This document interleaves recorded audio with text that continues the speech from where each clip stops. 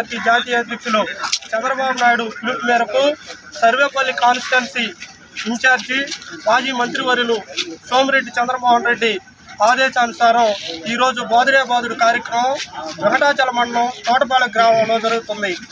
ఈ కార్యక్రమం సారాంశం ఏమనగా, జగన్మోహన్ రెడ్డి ఆ రోజు పాదయాత్రలో అన్న వస్తున్నాడు, అందరి కష్టాలు తీర్తాయి అనే ఒక నినాదంతో ఒక పాదయాత్ర చేస్తూ వచ్చాడు. కానీ అన్న వచ్చాడు, కష్టాలేమో తప్పలేదు, కానీ ఇంకా కష్టాలు జాస్తి అయ్యాయి. ఈరోజు ఉప్పు కానీ, చింతపండు కానీ, మిరపకాయలు కానీ, నిత్యావసర వస్తువుల రేట్లు ఆకాశాన్ని అంటుతున్నాయి. అదేవిధంగా ఈరోజు కాంట్రాక్టర్ల పరిస్థితి మరీ దారుణంగా ఉంది. ఎక్కడ చూసినా ఏ రోడ్డు మీద కూడా చట్టమట్టి పోయలేని పరిస్థితిలో గవర్నమెంట్ ఉంది.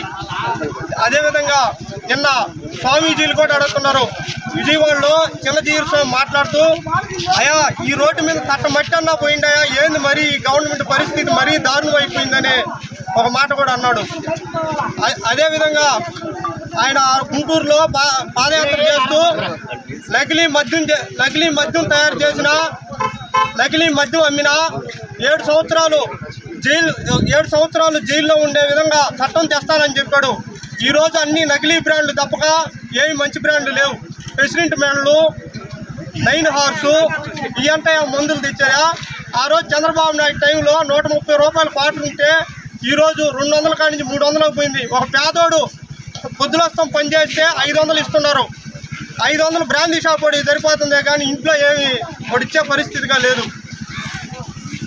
అదేవిధంగా జగనన్న లేఅవుట్ అని వేశాడు. 1.5 అంకణంలో ఏమి ఇల్లు కట్టుకుంటాడయా? ఆ 1 రూమ్ ఎక్కడ వస్తుంది, బెడ్రూమ్ ఎక్కడ వస్తుంది? ఆ ఇంట్లో ఇద్దరు కానీ ఉంటే వాళ్ళ పరిస్థితి ఏంది? వర్షమే పడద్ది, వాళ్ళు ఎక్కడ కొనుక్కోవాలా ఏంది? ఆ లేఅవుట్ ఎందుకు? ఏదన్నా ఒక్కటన్నా సదరంగా ఉందా? ఇసుక చూస్తే మా గవర్నమెంట్లో ఉచితంగా ఇచ్చేసాం ఇసుక. ఇప్పుడు ఇసుక దొరికే పరిస్థితే లేదు.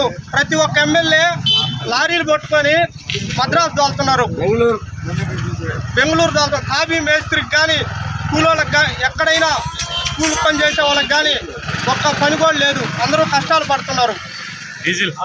ఆ రోజు ఆయన పాదయాత్రలో డీజిల్ రేట్లు పక్కన కర్ణాటక రాష్ట్రంలో చూడండి, తమిళనాడు రాష్ట్రంలో చూడండి ఏ విధంగా రేట్లు ఉన్నాయో అని చెప్పాడు. ఆ రోజు మన చంద్రబాబు నాయుడు ఒక 2 రూపాయలు మాత్రమే లీటర్ మీద పెంచాడు. కానీ ఈ రోజు చూస్తే లీటరు పెట్రోల్ ధర 137 రూపాయలు పోయింది. ఈ కార్యక్రమాన్ని ముగిస్తుంది.